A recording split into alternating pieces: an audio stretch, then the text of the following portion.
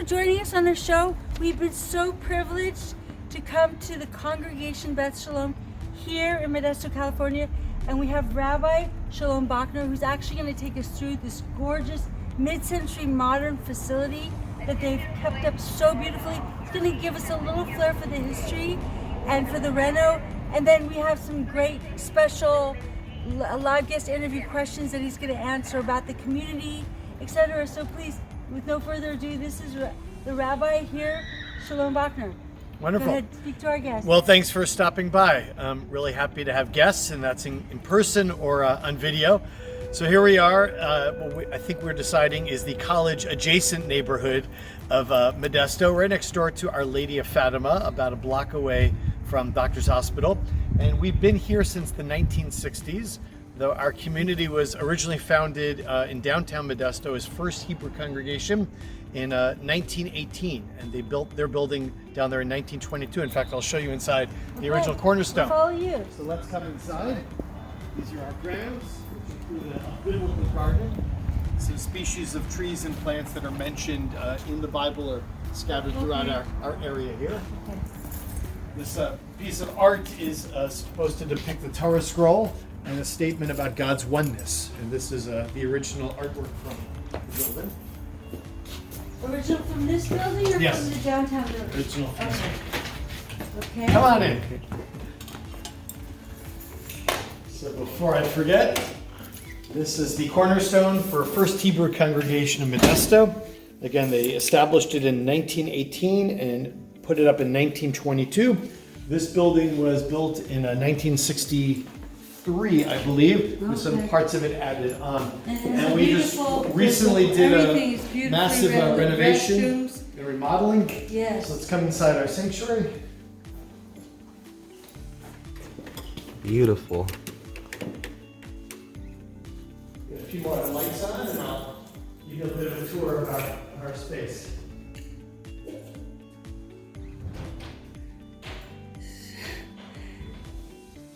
Wow. As I mentioned, the building has been here since the mid-60s. In the last 2 years, we did a pretty massive renovation. And I want to mention it was Simile Construction that did the work. Brian Rosenberger was our architect from API. Wonderful people. And I'd say most of what you're seeing is the work of Mark Little, our designer, who's part of Chris Reed's team. But everyone I just mentioned did an amazing job pulling together what you see in I here. had a specific question in regards to the lights. Yes. Are those original, and if No, so? these are new lights that were chosen by Mark, again from Chris Reed's office. Okay. They are Moroccan tea lamp So inspired. Chris Reed used to be partners with, I think, I know she worked on the Delio Country Club, right? I believe She did so. a lot of high-end stuff. So that makes sense. So tell us about these lamps. So these are supposed to evoke a Moroccan tea light. And it's an opportunity for us to really celebrate the Middle Eastern heritage of the Jewish people. And Mark was really taken by these lights. I think everyone agrees they're so outstanding, not only in the light of the room, but on what it evokes. And it really plays beautifully off the stonework. This is actual Jerusalem stone, imported from the Middle East. Oh, Lining wow. our entire eastern wall, but also running through the building into our social hall. And Jerusalem stone has this beautiful cream, kind of golden color that the lights just really, add to. And this wood, is this all original? The wood is mostly original. This, what we call a bima, this raised platform, was lowered and made fully accessible, and as part of lowering it, It used to be higher. yes, as How part long of ago? this was all part of the remodel in the last 2 years. Yeah, I remember being in It before. was lowered to make it fully accessible, and in doing so, we also lowered the arc. So some of the wood at the very top is actually brand new, but the bulk of that is original to the building. As by the way are these two art pieces, these which represent creation. This one, the caption is Laila Vayom, night and day. And over here it says Bereshit, which literally means in a beginning, the first word of the Torah in the story of creation. And the chairs are new? The chairs are all new, all flexible seating, carpet is new. We really worked hard to figure out what we wanted to maintain from the original building and what we wanted to remodel. So for example, that menorah light fixture is original to the building. The ark, which I'll open in a moment, is original to the building. The artwork that I mentioned, the memorial lights, but the carpet, the furniture, the walls, the windows, the window frames, and this raised platform, all of that is new, and most specifically the Jerusalem stone. And that's original? No, that's new as well, and that's a very significant feature. That's called a Ner Tamid, translated to mean the eternal lamp.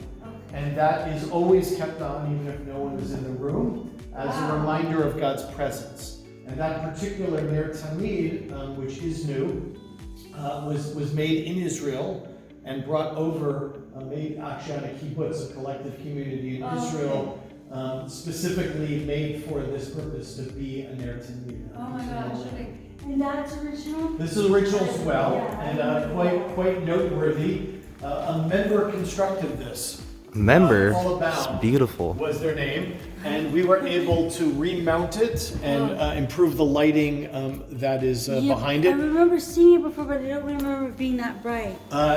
Probably it wasn't. Yeah. And this is actually the symbol of our congregation. So on our letterhead and stationery, this a photo of this beautiful Star of David is our symbol. And these are all new too, all those.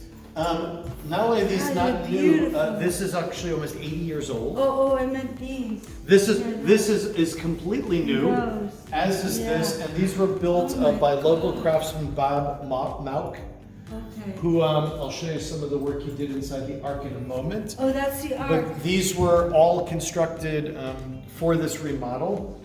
This is a Torah reading table, and these are where we light our candles. These are. So this is literally brand new, whereas these are 80 years old and represent a family in our community that's been here for 5 generations.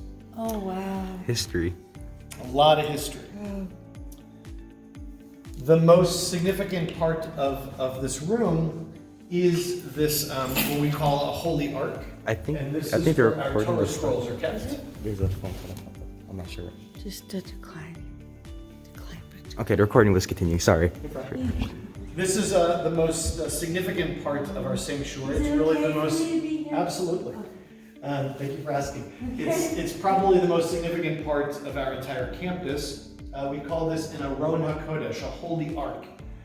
They are traditionally on the side of the synagogue facing Jerusalem, facing our holy city, and this is where we keep our Torah scrolls. So let me open this up. Like the Ark of the Covenant. Similar in the sense that it contains my very God, precious look at items. this. So each of these Oh my are God, Rabbi, handwritten thank you for Torah sharing scrolls. this. In fact, I'll take one out and you can see a little bit more close These up. are all of it- real silver and look antique. And the most important part of these is what they're covering, which is the actual scroll. When we read from the Torah, the 5 books of Moses, the Hebrew Bible, we don't read from a book form, we read from a handwritten scroll. Every Torah scroll everywhere in the world is identical, letter for letter. And in fact, every synagogue everywhere in the world has a Torah scroll rolled to the same place, because every congregation everywhere in the world has the same annual Torah reading cycle of covering the entire 5 books of Moses every year. So right now, we and every other community in the world are in Leviticus. Because you go off the calendar. We go off a lunar calendar that follows our And holidays. they read the opposite direction, such as I would say English is the opposite direction. Most ancient languages are read from right to left. Right. Okay. So what's interesting is all of these are identical. So why would we have more than one? First of all, it's an honor to the community to have more than one. And secondly, there are special occasions where multiple scrolls are read from. These scrolls, when unrolled, are the length of a football field. Oh, So wow. imagine how long it would take to scroll through them if you're reading from both Genesis and maybe from Leviticus. You don't want to inconvenience the congregation to roll through such a long scroll, so you bring out two that are already rolled to that correct place. I'll take one out in a moment, but the other thing I want to emphasize is they're written by hand with a feather pen and an ancient ink recipe. They're written on parchment, stretched animal skins. Wow. And the way that these are made is unchanged in more than 2,000 years. Every scroll is copied from a different scroll, which ultimately means they were all copied from an original scroll that could have been 3,000 years ago. These are each more than 100 years old. Our little tiny one here is actually the oldest one. But I want to take out this scroll, our little baby scroll. I'm going to take out this one because it's got a great local history. Okay. This probably came to California in the Gold Rush. The Gold Rush. Wow. And I'll give you Came to where in California, do you think? my guess is that it came to Sonora, which had a Jewish community. Oh, I did not know that. Members of this Me either. community grew up there, and that community ultimately closed. And I believe that when their synagogue in Sonora closed, that these scrolls came down here, possibly in the 50s, possibly before this building was built. So the Torah scroll is, let me grab one other item.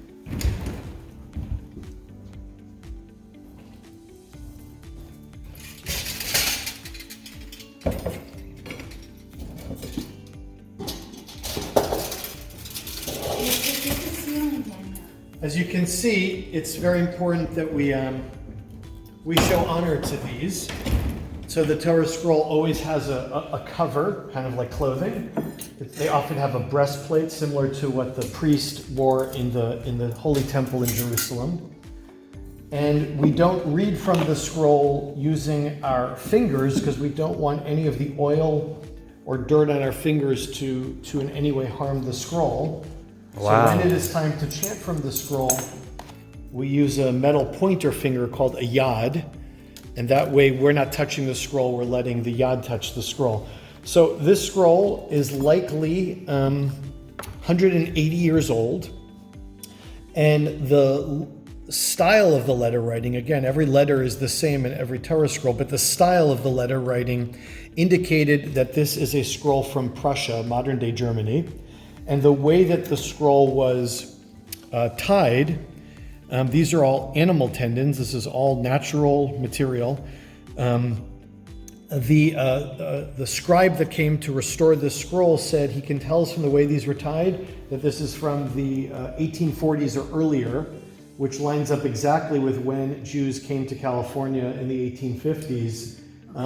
Largely not so much to work in the gold mines, but to provide support running supplies for the people that came out. So likely this came to Sonora, maybe in the 1850s, 1860s from Germany, and has been in use here in our community for many decades. Wow.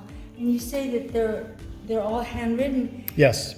This is an incredible skill, how anyone could write all this with a feather quill and not make a mistake. It's a very exacting scribal art. Just the print of it just looks like it's computer made. How No, fine this it was is. literally done with a feather and with ink. It's beautiful. So beautiful, my goodness. Wow, thank you for sharing that with us.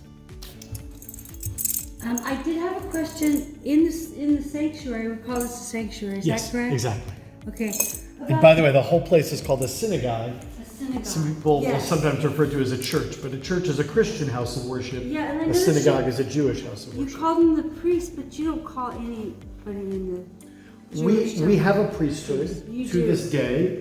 Rabbi means teacher, but we have the descendants of Aaron, who were the original priests in the Bible, and their descendants to this day have an honored role within the service.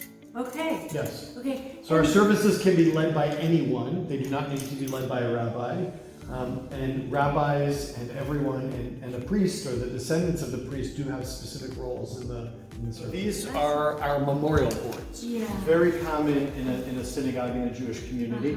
And what's so interesting when we have guests, like school groups come to learn about our faith and others, they always ask about this. Whenever I say, what questions do you have about the space? For some reason, they're drawn to these lights. Each of these plaques has the name of a loved one. Maybe someone who lived here in Modesto, or maybe a friend of someone or a relative of someone who lives here. And in addition to the name, there are 2 dates. The English date, the Gregorian date of when the person passed away, and then the corresponding Hebrew date on our lunar calendar. So wait. So for example, this individual passed away on August 3rd, 1988. Okay. That's the Hebrew equivalent of the 20th day of the month of Av in the year 5748. We are currently in the Hebrew year 5782. So you can see that this person passed away 34 years ago. Av is a month that falls in the summer. Because it's a lunar calendar, I can know that the 20th of Av means it was 5 days after the full moon, about 8 days before the end of the month. Again, the English equivalent of that, the Gregorian date, was August 3rd. On the date of the Hebrew passing, the week of the Hebrew passing, the light is turned on. So you'll see. So these are memorial boards in regards to, I know Daniel is Asian culture, they will have a ceremony a year later after the one is passed. So is this similar to, this is a memorial date, memorializing the date of the passing? Similar, when the light is turned on, it's the anniversary of their passing on the Hebrew calendar. And what that means is we're remembering the light of that soul. It is also a reminder for the family to light a memorial candle at home, a 25-hour candle that burns on that specific date.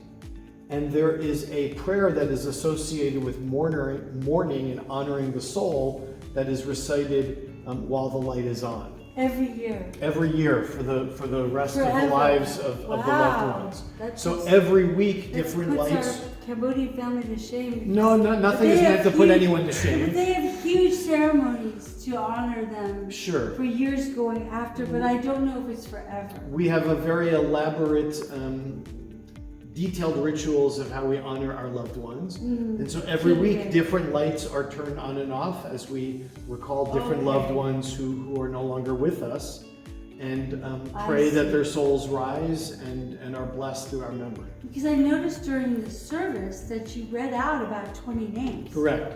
And I was thinking, how recently did all those people pass?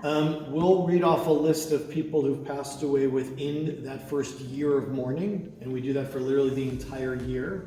And then we also read off the names of people who've passed away at this time for the last 103 years that we've been here. That makes me feel better, because I was thinking, gosh, how do you maintain a congregation with that many people? Well, to be clear, we are a small community. Yes. We are about 130 families. We're the only Jewish congregation, not only in Modesto, we're the only Jewish congregation in the whole county, in the whole region. The next closest synagogue with a rabbi is Stockton or Fresno. Oh, that's a distance. Wow. There is a small community in Merced that doesn't have a permanent building or a permanent rabbi. And our members come from Modesto, Manteca, Oakdale, Turlock, the foothills.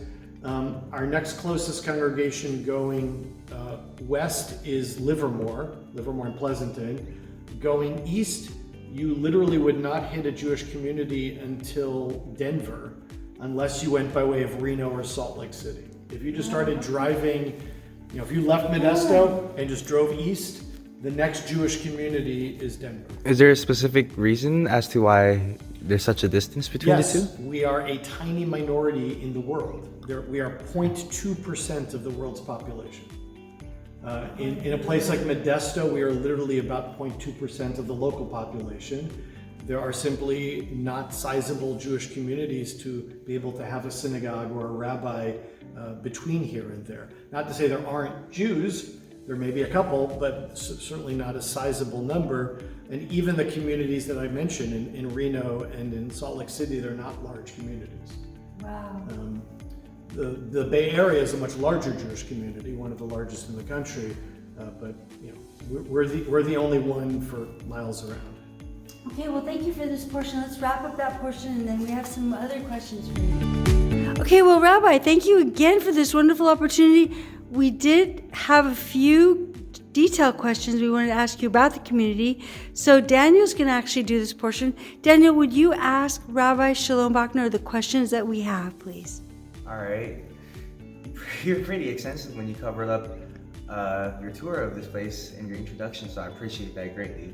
And I also would like to thank you for giving me your time with being a participant of our show and educating people in the city, in the area who do not really know about this gem.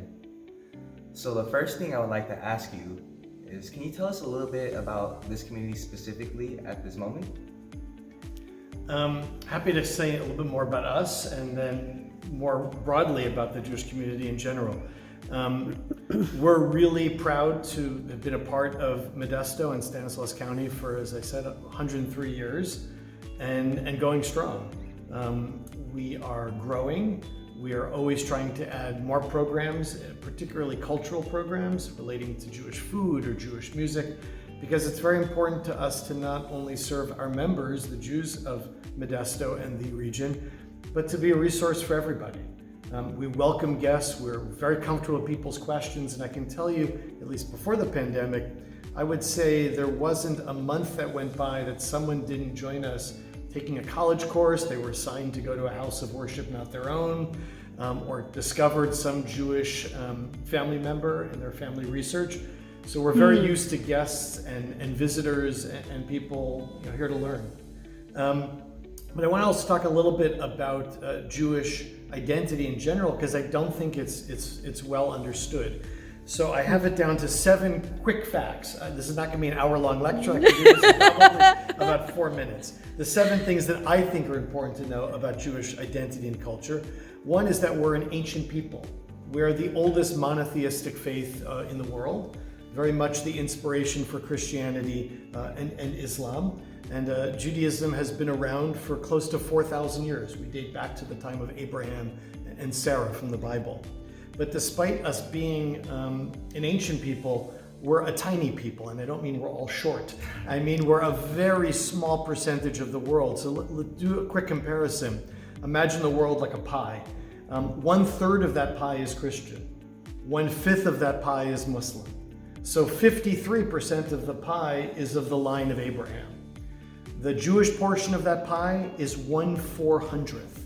So compared 1/3 and 1/5 to 1/400th, as I said a moment ago, we are 0.2% of the world's population. And I think if you're not familiar with what does it mean to be a minority, that's probably the most important place to start with. There's not a lot of us. Thirdly, we are a culture, not just a religion. And I know that's really confusing, but it's so important to understand. You can be a proud Jew and be an atheist or agnostic, or be focused on more secular things. I don't meet people that say I'm an atheist Catholic, or I'm an atheist Muslim, or I'm an atheist Hindu. But Judaism is not only a faith, it's a culture. And so our food, our music, our holidays, our humor is just as much of who we are as a community as those that follow the faith. Fourthly, we're really diverse. And I mean, we come in every skin color. We speak dozens of different languages. Yeah, it's confusing. We are originally from the Middle East, from the land of Judea, from the land of Israel. That's why we're called Jews, from Judea.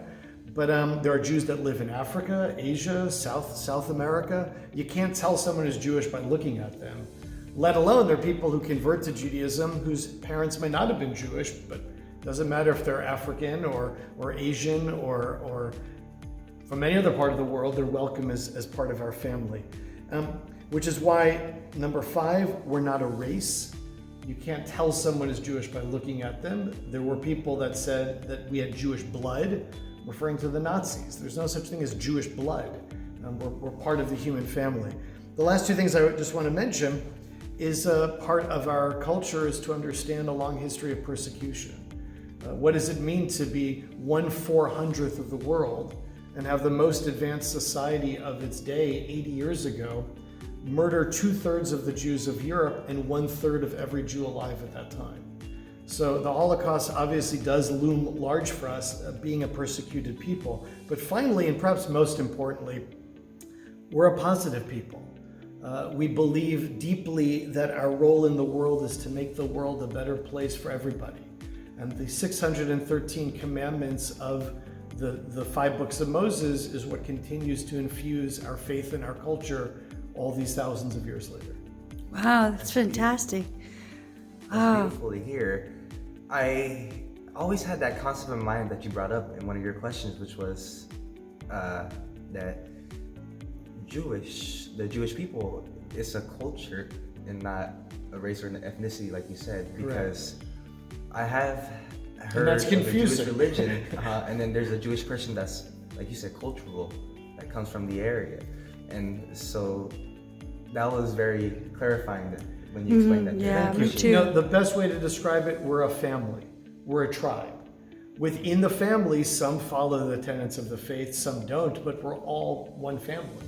And that's why what we do here at Beth Shalom, we call ourselves the center of Jewish life. Because we're not just providing prayer services and holiday events, we're providing Jewish culture.